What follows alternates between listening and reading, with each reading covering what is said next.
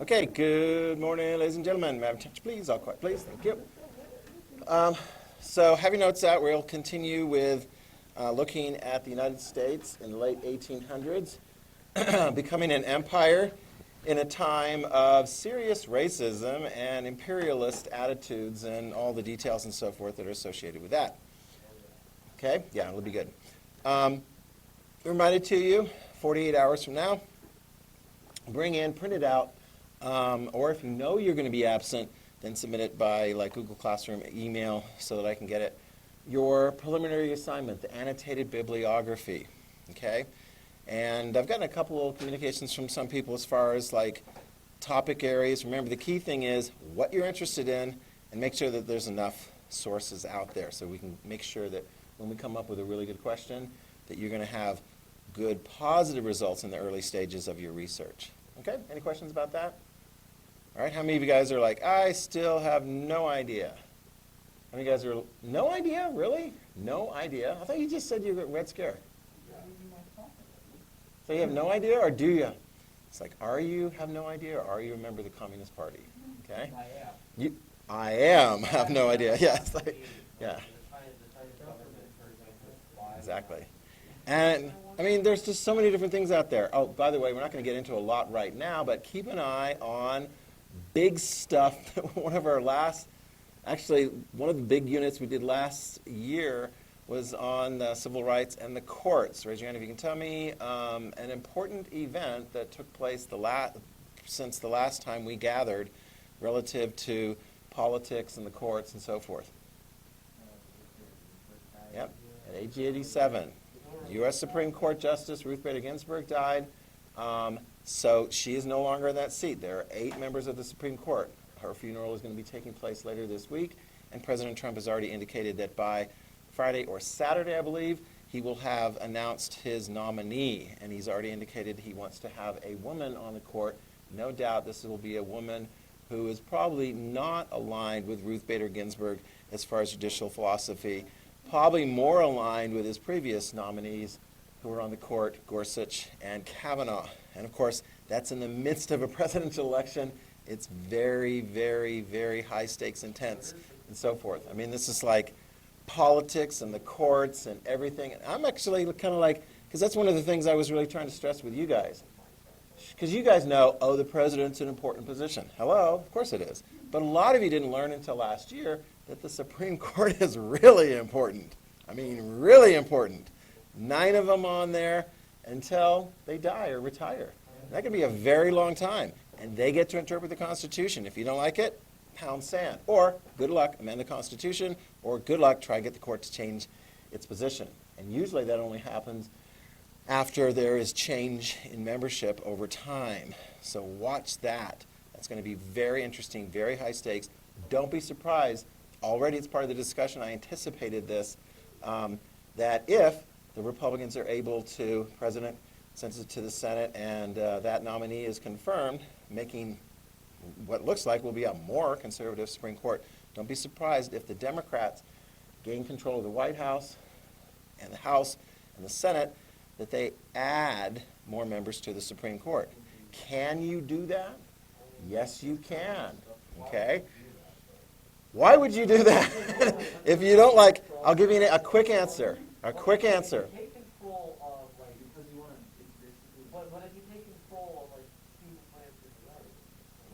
Well, here's the thing. The Supreme Court is very, very important. I'll give you a clue.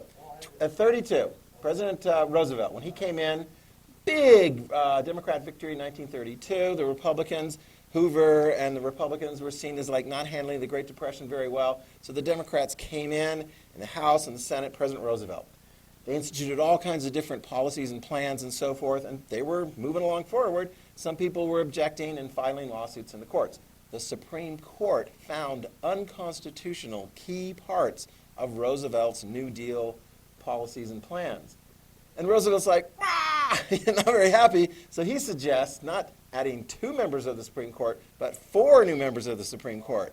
Ultimately, that didn't happen, and things kind of settled down. Some of the membership of the court changed, and some of the decisions by the court changed, but that's the last time it came up.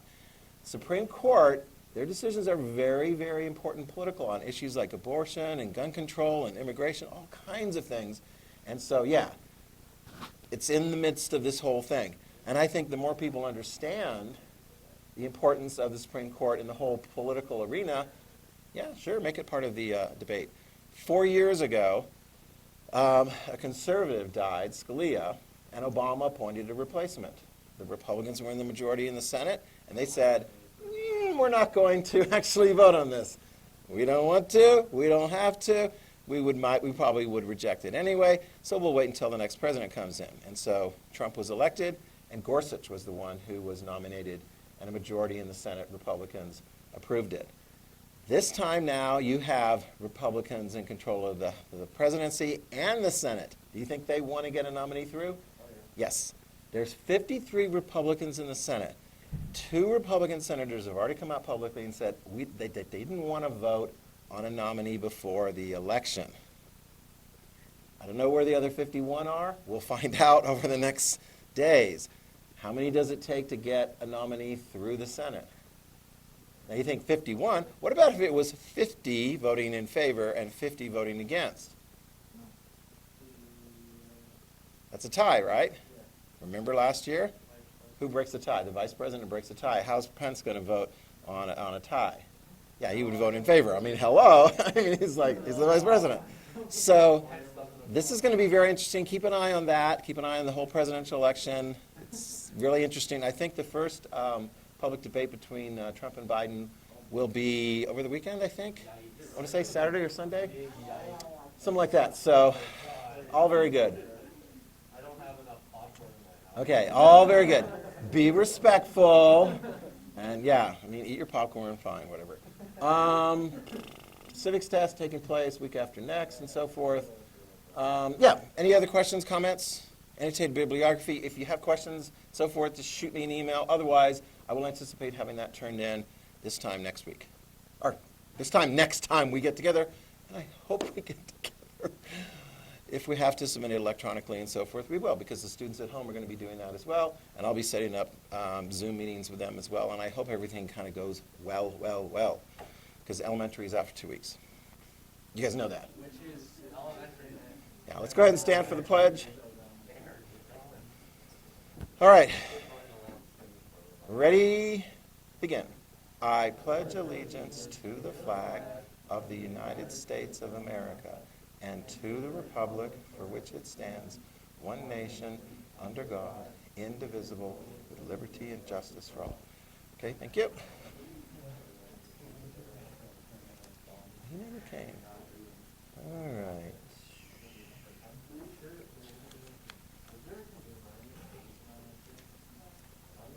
I think the email had a lot of information about staff. I can't remember about students, but there were confirmed cases and there were likely positive, waiting results of tests. So there was enough that, yeah, they need to go on quarantine and so forth. And there's a lot of intense observation of how things are in here. For example, I'm still able to, because I have to. I'm not wearing a mask while I'm actually instructing, but at all other times I'm wearing a mask unless there's nobody else in this room and I'm like, I can breathe the air, get out of here. Anyway, but you guys, continue wearing the masks and so forth.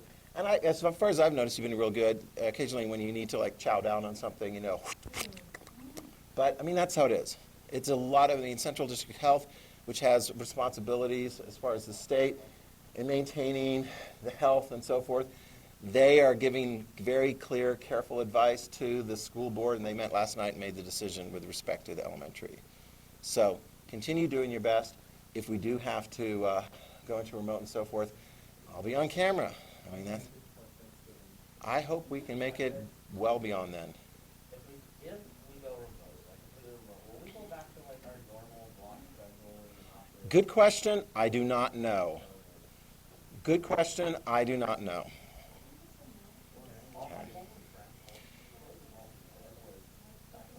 Oh, yeah, that's a good point. Shh.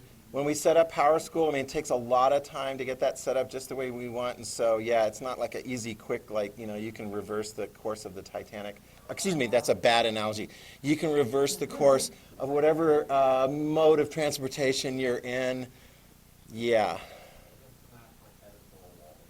Try not to, Danton. That's probably not good for your health. Almost all.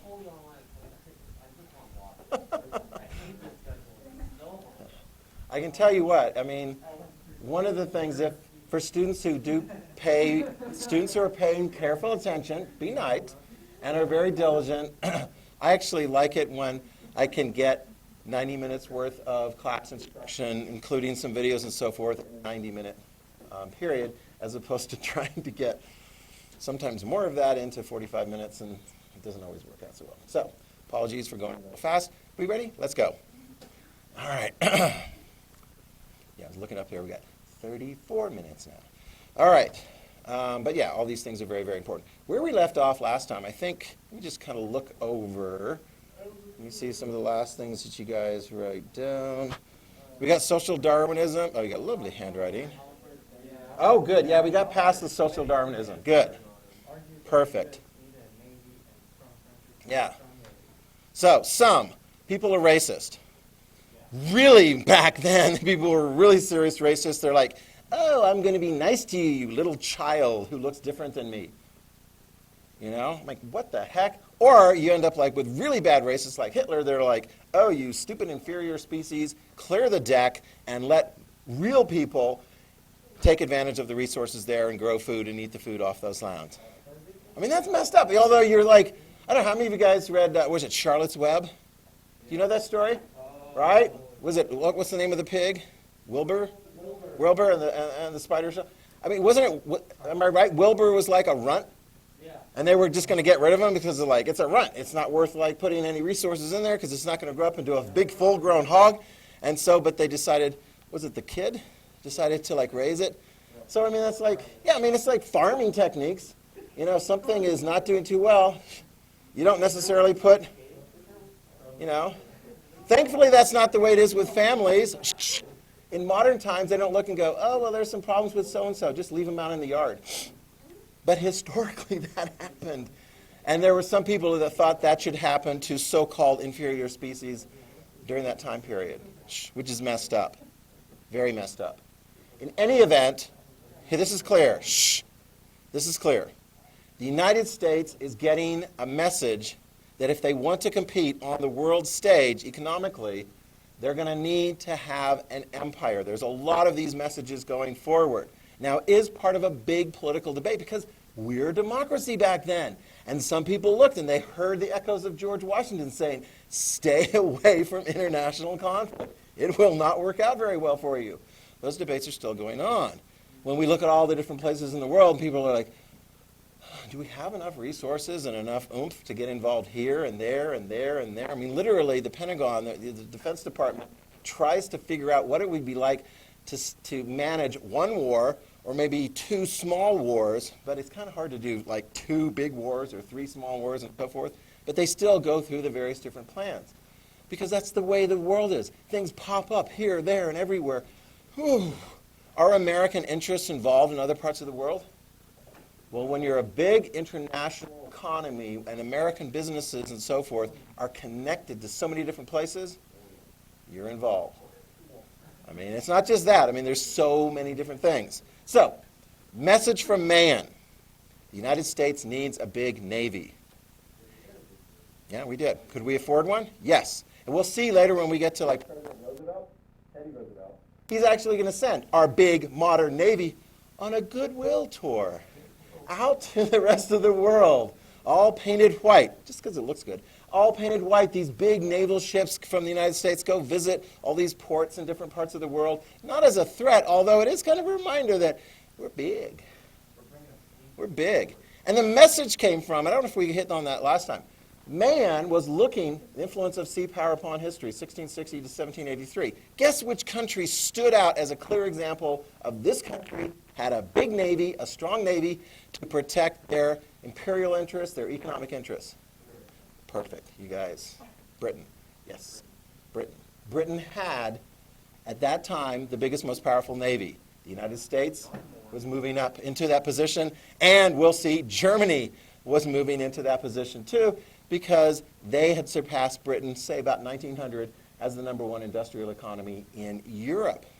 So we got some big players on the scene. You can see the pieces moving into place for a really big conflict. Let's call it the war to end all wars? Misnamed. The Great War, that's what it was called at the time. And ultimately, sequential, World War I, right? As opposed to World War II, as opposed to World War III, hashtag goodbye, you know. Hopefully we're not going to be in that position. Yeah, it's like, let me see, how many more months are there in 2020? Not saying anything. We've had enough. Yeah. Woo! Let's go back to February. Yeah, we love about February. Wow, the good old days. Yeah. Happy days. Yeah. Oh my goodness. All right. Okay? So, here's the deal. Is the United States more willing to now get involved in like negotiations and diplomacy and things going on in the world?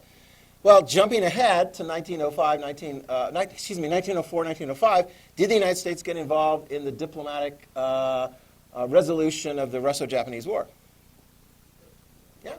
I mean, we hosted the treaty. I mean, it was kind of like Russia lost, Japan won. Here, sign the paper. Way to go, Teddy Roosevelt, for organizing that. Okay? One of the things, we've got to talk about this. Oh my gosh, this is huge, okay? And this is actually not new. Let's talk about this. The big sister policy. How many of you guys got a big sister? How many of you guys got a big brother? How many of you guys got big siblings that like to tell you what to do? How many of you guys got big siblings, older siblings that you're like, I'm grown up now, I'm an adult, stop treating me like I'm the younger sibling who is immature and doesn't know anything. Get used to it. It might be with you for the rest of your life, okay? Okay, so how many of you guys actually have younger siblings and you're kind of thinking that you've observed that they have matured and they're ready to take on a responsibility and not be told what to do by you? How many of you guys are like, no, I like doing that. That's my role. I will take on that role perpetually forever. Well, here's the deal. Write this down. The idea of big sister, or sometimes to use another family analogy, Uncle Sam, because we've got a picture of Uncle Sam here, and that comes up a lot, is the idea that you've got one country, in this case the United States, telling other countries what to do. Got that? That's the idea. And in this cartoon, I love the way this cartoon comes forward, because it's sort of like wagging the finger. I mean, that's like in your face. I mean, when somebody wags a finger, do you feel like, wow, I'm being physically assaulted here, although they haven't actually touched me, but it's all part of this package of you're telling me what to do. And they're grabbing the other countries by the scruff of the neck. And the other countries, it's almost like this weird Egyptian thing where you have the big pharaoh and the little queen and so. I don't know if you guys have ever seen those things. They're not like life size. So here's like a little teeny tiny Latin American country, or actually all of Latin America. Write that down. It's all of Latin America. When I mean Latin America, what do I mean? The countries that speak Latin? No, they don't speak Latin there. They speak Latin-based languages. What are the two main Latin-based languages? Spanish and Portuguese. All right, so we're talking about every country basically south of the United States. Okay? South America and Central America. We're not talking about Canada here. In Canada, their population and so forth resembles quite a bit the population of the United States. So part of what's going on here is a number of things. Part of this actually figures into that whole sort of like kind of racist component and so forth, that there's this feeling maybe from the United States that we are sort of socially superior, intellectually superior, racially superior to populations living south, because maybe those populations have a high percentage of indigenous people, maybe African heritage, or Spanish heritage. And of course, if you look at Europe and you're like, well, which are the most successful European countries by 1900? You see Germany, Britain, France. Spain does not factor into that. And we'll see that quite clearly. It's like, is Spain keeping up with the rest of the European countries? Oh my gosh, when we get to the Spanish-American War, if you read the chapter, you know, that's over like very quickly. The United States, boom. So Spain does not hold itself up too well, and so you get this sort of racist, and there's just sort of like, the United States is bigger.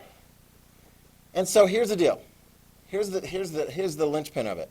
The United States, write this down, wants to have access to Latin American countries to their resources and to their markets. You heard me say that before.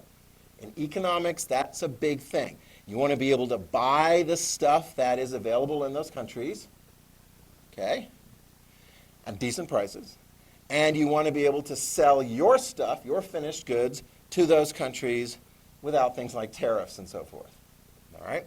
Now, as it turns out, so that was a lot of the United States is pushing those policies, more open trade, more access to Latin America. Now, they're independent countries, although throughout the 1800s, those Latin American countries had established very strong trade relations with a large trading country, not necessarily the United States. Guess which the large trading country was that was the #1 trading partner with many Latin American countries? It was Britain. Very good. Britain, as an industrial power, was buying up Latin American resources, was manufacturing them, and selling them back to Latin American countries. It's not going to be, say, until after World War I, the United States will surpass Britain and become like a #1 trading country with a lot of these Latin American countries. Okay? Let's throw another little wrinkle in there as well. It's called the Monroe Doctrine. Let's go ahead and throw that one in there as well. Monroe Doctrine is kind of laughable at first. I mean, go back to President number 5, James Monroe, early part of the 1800s. That was when the United States said, hey, Europe, these Latin American countries are gaining independence against Spain. You should stay out, or else.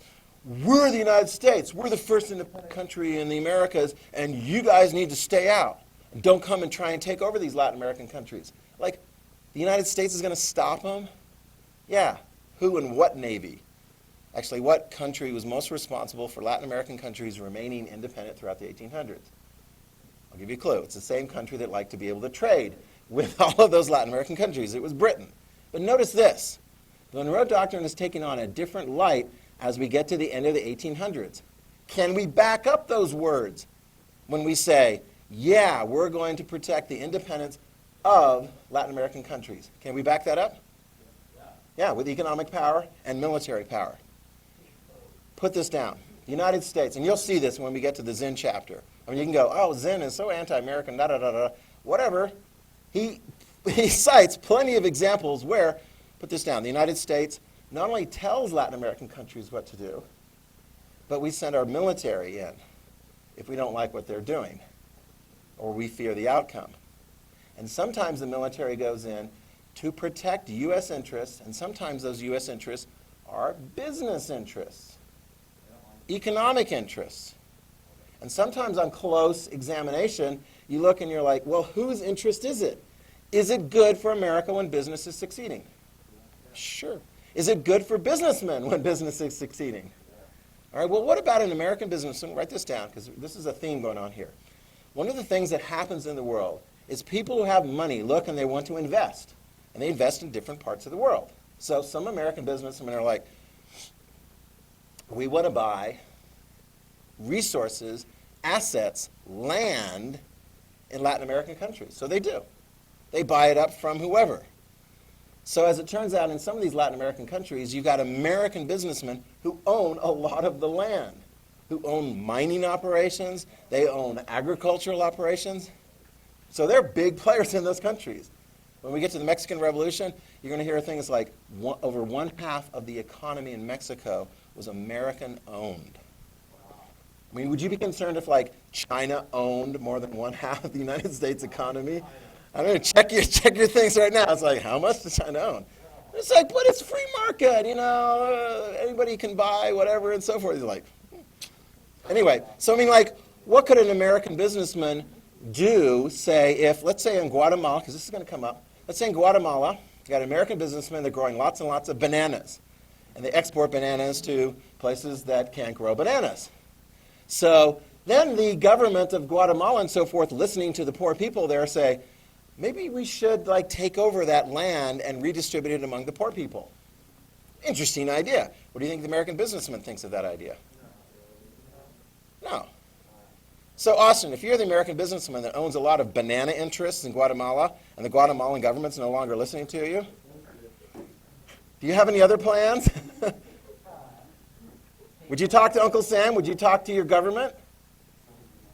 And what would you tell him? And what would you tell them? Send in the military. It is. I mean, that's it.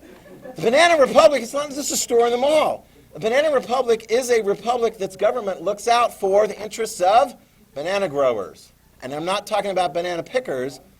I'm talking about banana growers. Later, when we get communism in there and so forth, you'll get an additional message to send to the United States government. Watch out. Those land grabbers, they're communists. They're part of this overall global effort to destroy the American dream and free enterprise and so forth and so on.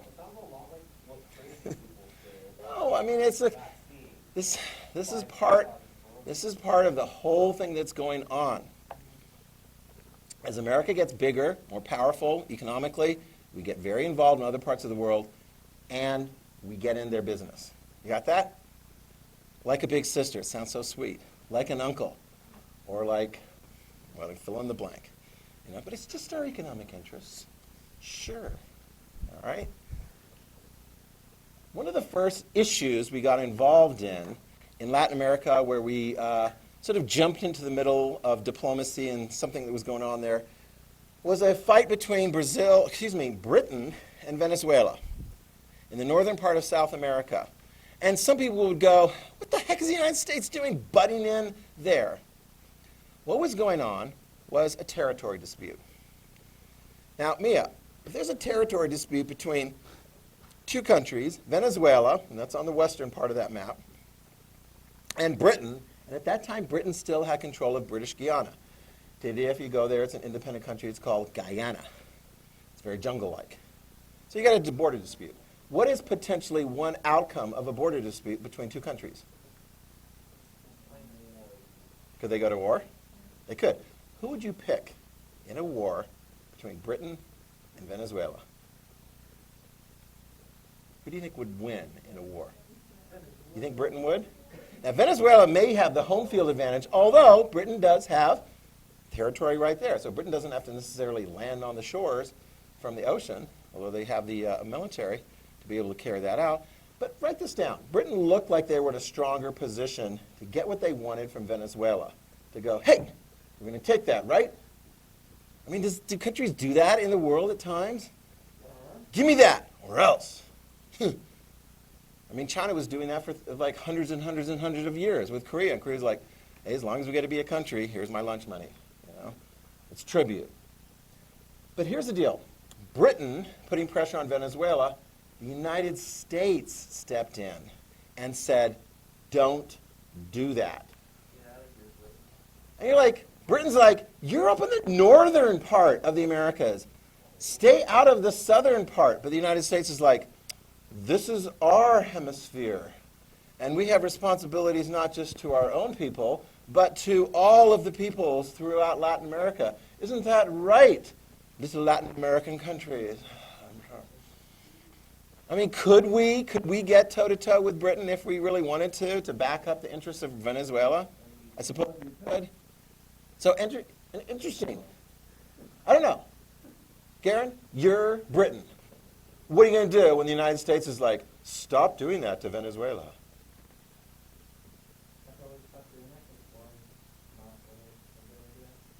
And you don't want to go to war with the United States.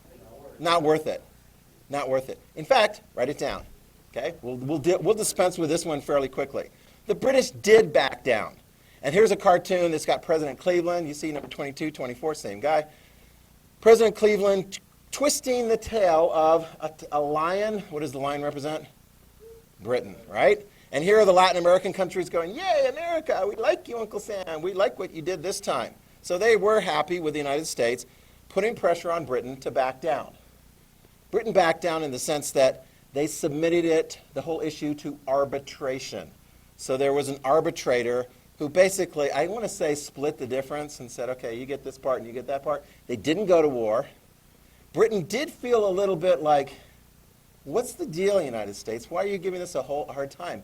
And yet, in the back of Britain's mind, they're thinking, and this came out in the reading too. Tessa, do you remember reading something about why did Britain let the United States put pressure on them? Why maintain positive relations with the United States?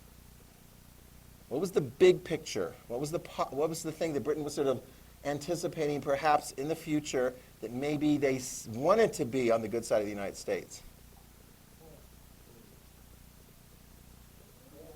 It's going to be a war. What rival, we mentioned them already, what rival, we haven't gotten into the details yet, trust me, we will. What rival, European rival, was building a big navy to go along with their big economy, and they were starting to kind of mess with Britain a bit? It was Germany, yeah, write that down. Germany. And so Britain thought, hey, if we keep good relations with the United States, later on, if perhaps we're at war with Germany, the United States at the very least will be neutral, perhaps be on our side. Move it forward. 1914, World War I breaks out. Britain and Germany, are they on the same side or opposite sides? They're on opposite sides. United States, initially neutral. Eventually, on the side of Britain. And we did make a big impact in helping Britain to be on the winning side in World War I. We'll get to that. So you get a little bit of sort of like things are coming into play. Britain decides it's a good idea to stay on the positive relationship with the United States. This is all sort of this international maneuvering and so forth. Speaking of Britain, let's talk about Hawaii. Okay, this is another area where there's a kind of an overlap between British interests and U.S. interests in another part of the world. Let's back it up. Hawaii. You guys ever been to Hawaii? It's beautiful. It's out in the middle of the Pacific Ocean. It took me years to make it to Hawaii, and eventually I got there and like, well, that's cool. But it was interesting because my wife had been there when she was just a little bit younger than you guys. Her dad was in the United States Marine Corps. Did a couple, I want to say 2 or 3 tours in the Vietnam War. And for part of the time, Danton, they were stationed in Hawaii. Yeah, United States military station in Hawaii. And she talked about how a lot of the Hawaiian natives just hated white people. And they hated it, particularly white people with military background. I'm like, where did that come from? Her mom didn't understand that they actually had a thing called Killa Haole Day, like Haole is what the reference was to white people in Hawaii. And so at school it's like, we're not going to school. Why? Is there like some virus or something? No, we're not going to school because today is the day that they announced that the local people will beat up white people. And her mom's like, that is not true. But then my wife's older brother got into like fights and so forth. It's like, where does that come from? Well, it comes from history. Let's back it up. Let's back it up. Because there was a period in history where the Hawaiians were like, hey, whatever. But then certain things happen. They're like, I mean, it's like if you show up in Latin America expecting, hey, I'm from the United States of America. And they look at you like, really? Yankee? I mean, does Mexico just sort of like open arms, like, hey, you've always treated us really, really well throughout history?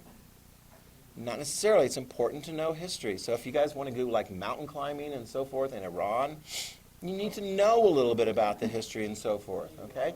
History is important. It gives you a context. Let's back it up. Hawaii. Hawaii is an amazing place in the middle of the Pacific Ocean, settled by Polynesian people, right? Some of you guys remember this. How did they get there? By boat. It's an amazing thing. Polynesians were amazing seafaring people. I want to say most theories, there are some that suggest otherwise, but most theories say that they populated the Pacific Islands coming from the western part of the Pacific and figured out navigation techniques and so forth. Interesting thing, though, they didn't continue a lot of the routes and so forth. So by the time Polynesians settled in Hawaii, they weren't continually going back and forth to Fiji and Guam and other places like that. So you had this population of Hawaiians living in Hawaii, Polynesian people, for hundreds and hundreds of years, isolated. You got that? I mean, they're isolated. You can go ahead and write that down. I mean, they're isolated. What's that? Well, Japan not completely isolated because Japan isolates themselves intentionally, although they trade a little bit with the Dutch and the Chinese and so forth. But I mean, they're there, right? It's almost like the Hawaiians are forgotten people and they've forgotten everybody else, right? They're just there, okay? Now, put this down, because on the Hawaiian Islands, you had a number of different Hawaiian groups of people, Hawaiian tribes, and they were at war with each other a lot. There was no real powerful unity that ruled over all the Hawaiian Islands. Remember that. That's an important fact to remember as we move forward on this, okay?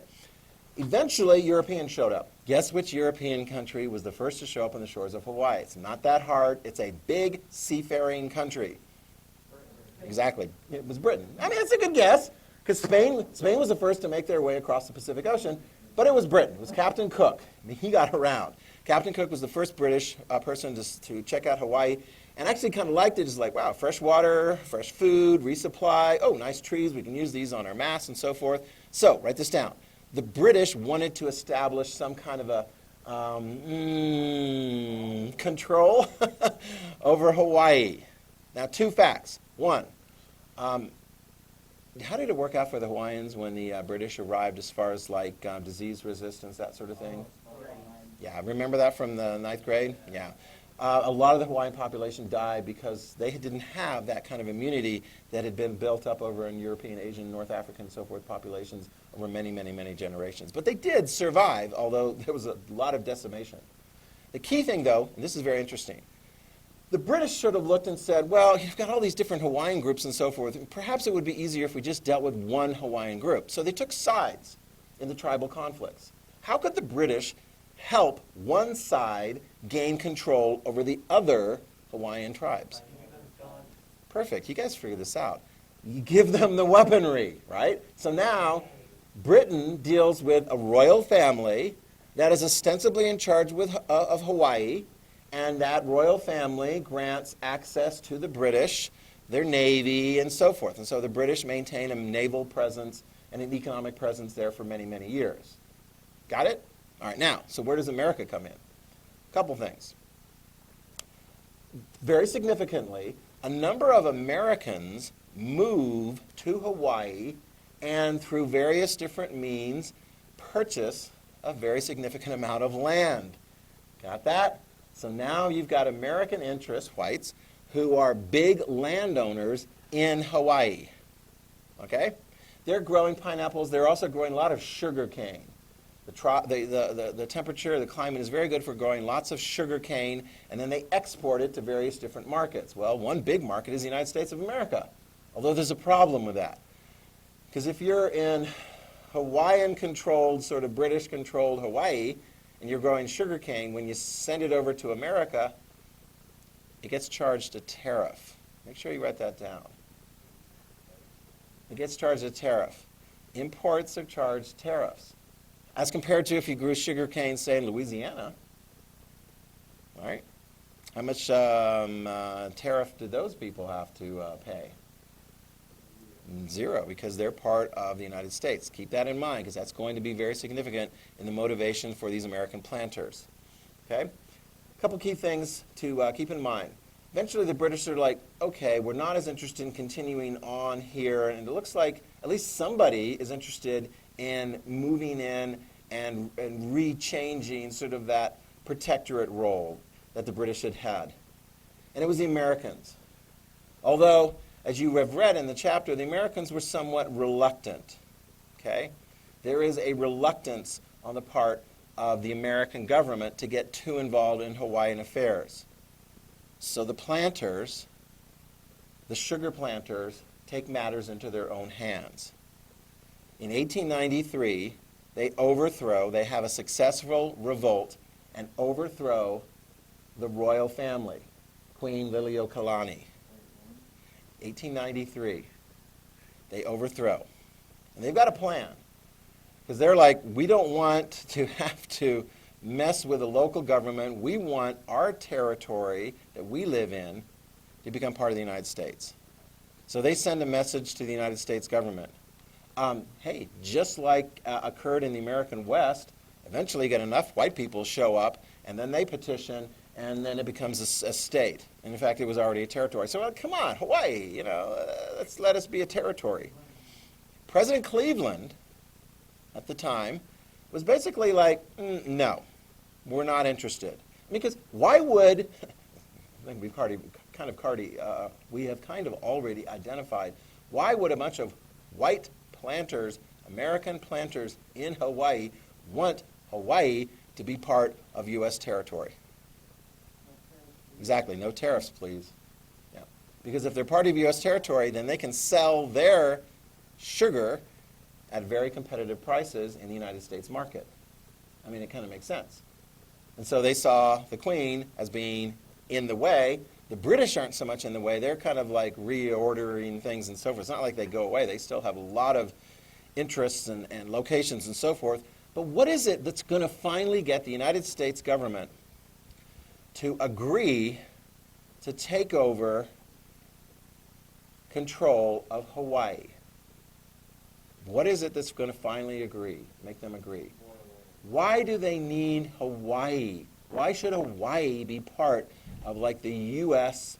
Because it's all the way beyond the westernmost reach of our territories.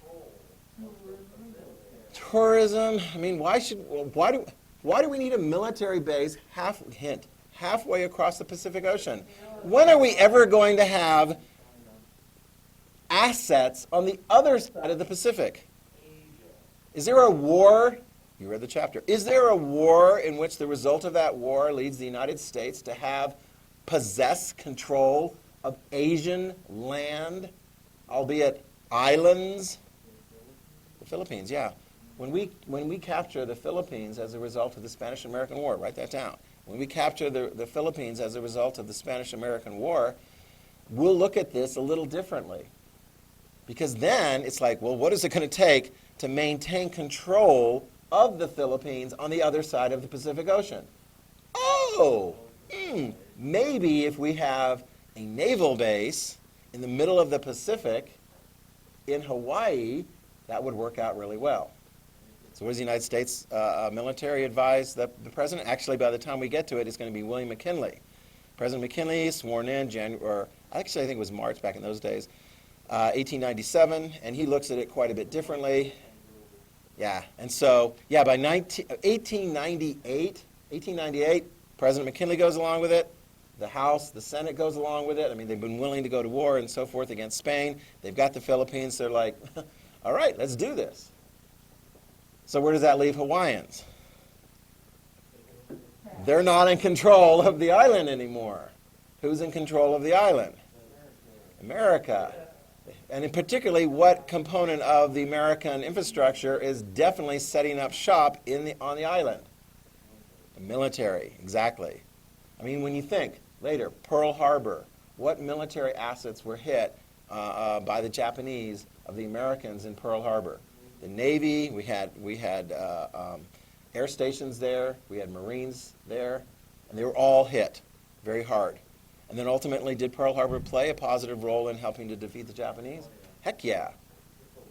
Yeah, I mean, just a little. I mean, it's a very, very important thing. But it's very interesting to see how the Hawaiians feel about that, because they were kind of forced. Here's a little cartoon. Only Haoles call it Hawaii. Those of us from Hawaii are very special people. There is a resentment still. And if you look at the population, it's very interesting. If you look at the population of Hawaii currently, I mean, it's kind of like, is Hawaii still part of the United States? Yes. When does it become an official state? Sometime after World War II, I want to say late 1950s, I'll have to double check. But I mean, it's a territory all the way up until then. Hawaii and Alaska were the last ones that came in.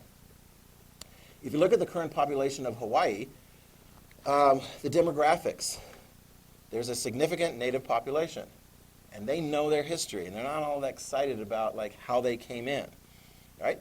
There's a lot of, anybody know what is another significant demographic portion of the Hawaiian population? Right now? Put this in your head. Japanese. A lot of Japanese come over. A lot of come over as laborers on the plantations and so forth. So they're, in the early stages, they're not coming over as landowners. Today, you have a lot of Japanese wealthy land investment in Hawaii. Land prices are very high. Yes? Yeah. And as far as like the breakdown and so forth, actually, let me throw this out to you. What is perhaps one of the most famous people born in Hawaii, and he's not Asian, okay? He's not Hawaiian. He's actually a mixture of African and European. Barack Obama, yeah. He was born in Hawaii. Yeah. Barack Obama.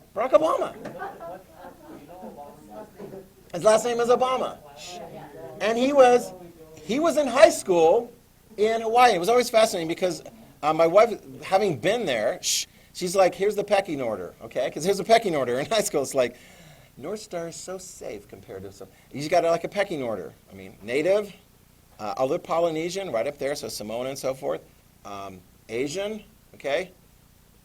African, because Africans have gone through a lot of difficulties and so forth in history, so the Hawaiians are like, yeah, we know, And then white people, and at the very bottom, white people with military connections and so forth. And that goes all the way back to the resentment. Oh, interesting. How many of you guys, if the population, majority of the population of Hawaii said, we want to be no longer part of the United States of America, you'd be like, fine. How many of you guys would be like, no, we would resist that, like Lincoln resisted the secession? Yeah, I mean, this is an interesting thing. I don't think that's taking place, but just know that. If you want to spend money as a tourist, very, very welcoming, lovely, and so forth. If you want to come over there and start, telling them what to do, no, because it's part of the United States. No tariffs, no passport, no nothing. We're done.